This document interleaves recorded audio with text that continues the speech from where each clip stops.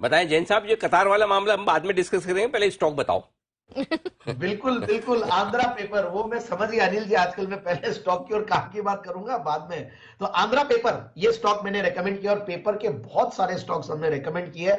और ये stock unique है, इसकी पेडिग्री, इसकी हिस्ट्री बहुत ही अलग, और बहुत सारे हैंड्स चेंज हुए, बहुत सारे अलग अलग इंडस्ट्रियलिस्ट भी आए। और आंध्रा पेपर को देखिए, इंटरनेशनल कंपनी ने टेक ओवर किया था, जो कि बहुत बड़ी, मतलब $30 बिलियन की अमेरिकन कंपनी, जो 1898 से काम कर रही थी, उन्होंने इसको टेक ओवर किया था एक टाइम पे। और वो इंटरनेशनल पेपर के नाम से थी, इंटरनेशनल पेपर एपीपीएम। और उसके बाद से वापस से जब हमने देखा कि ये स्टॉक ने हैंड्स फिर चेंज किए, अक्टूबर 2019 में इस कंपनी को वेस्ट कोस्ट ने वापस से टेक ओवर किया। और वो एसके बांगड़ ग्रुप है, जो वन ऑफ द ओल्डेस्ट और लार्जेस्ट प्रोड्यूसर्स है पेपर के।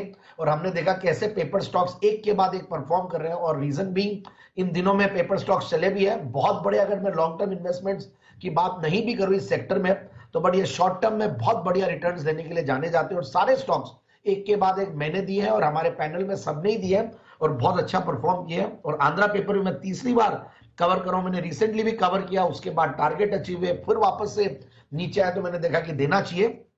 अब फंडामेंटल्स पे आता हूं मैं, जब लास्ट टाइम दिया था तब इसके रिजल्ट्स नहीं आए थे, और अब रिजल्ट्स मेरे सामने, तो मुझे इसलिए और कॉन्फिडेंस आ रहा है। और इस बार का रिजल्ट बहुत बेहतरीन था, सितंबर क्वार्टर का रिजल्ट। और देखिए, ये कंपनी मैंने जैसे बताया कि 1921 से तो कार्यरत है ही है, और गजब के इन्वेस्टर्स है कंपनी में। और स्टॉक का पी मल्टीपल सिर्फ 6, सवा 6, ठीक है, कोई बड़ी बात नहीं है। पेपर स्टॉक जनरली 7, 8, 10 के पी मल्टीपल पे चलते हैं। बट उसके बाद देखिए, आप डिविडेंड यील्ड करीब 2.25% के लगभग है, रिटर्न ऑन कैपिटल एम्प्लॉयड 18%। और सबसे बढ़िया बात है, almost zero debt company. Generally paper stocks में डेट्स दिखते हैं, बट यहां पे एक जीरो डेट कंपनी है, सिर्फ 57 करोड़ का डेट है, जो कि बहुत छोटा 0.05 की डेट इक्विटी रेशियो है। और उसके बाद मैं देख रहा था क्वार्टरली रिजल्ट्स, दे वर फैंटास्टिक। पिछले क्वार्टर में जो मार्जिन थे, पिछले 2-3 क्वार्टर में गजब के रहे कंपनी के। और 10% का ओपीएम था 2021 में, सितंबर 2021 में। उसके सामने सितंबर 2022 में 30% का ऑपरेटिंग प्रॉफिट मार्जिन, और 19 करोड़ के पैट के सामने 113 करोड़ का पैट। लास्ट क्वार्टर में, जून क्वार्टर में 85 करोड़ का पैट। तो इस तरीके से 293 करोड़ पिछले एक साल में कंपनी ने कमाया। तो अच्छा खासा रिजर्व हुआ, और उससे डेट्स को इन्होंने रिड्यूस किया। और शेयर होल्डिंग पैटर्न में देखिए, वेस्ट कोस्ट जो कि ऑलरेडी एक अच्छा खासा मल्टीबैगर बन चुका है, उसकी 73% के बाद एफआईआई करीब 7.25% होल्ड करते हैं। और पब्लिक शेयर होल्डिंग में एफआईआई डीआईआई सॉरी दोनों मिलकर 8% के लगभग है। और बड़े बड़े रिनाउंड डीआईआई है उसमें।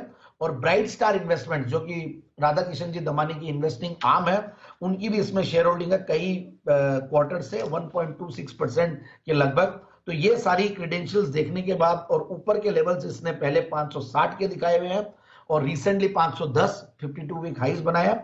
और अब इन लेवल से मुझे लगता है कि लेते हैं तो 530 के टारगेट के लिए स्टॉक को बिल्कुल लेना चाहिए। अब बताइए। ओके, तो ये है आपके लिए आंध्रा पेपर खरीदारी करने की राय। जैन साहब की तरफ से स्टॉक जबरदस्त सेक्शन में आता हुआ दिख रहा है, आज आप देख सकते हैं 434 पर जैन साहब ने रिकमेंड किया, 450 के आसपास ट्रेड कर रहा है, 530 के टारगेट 4 से 6 महीने के लिए।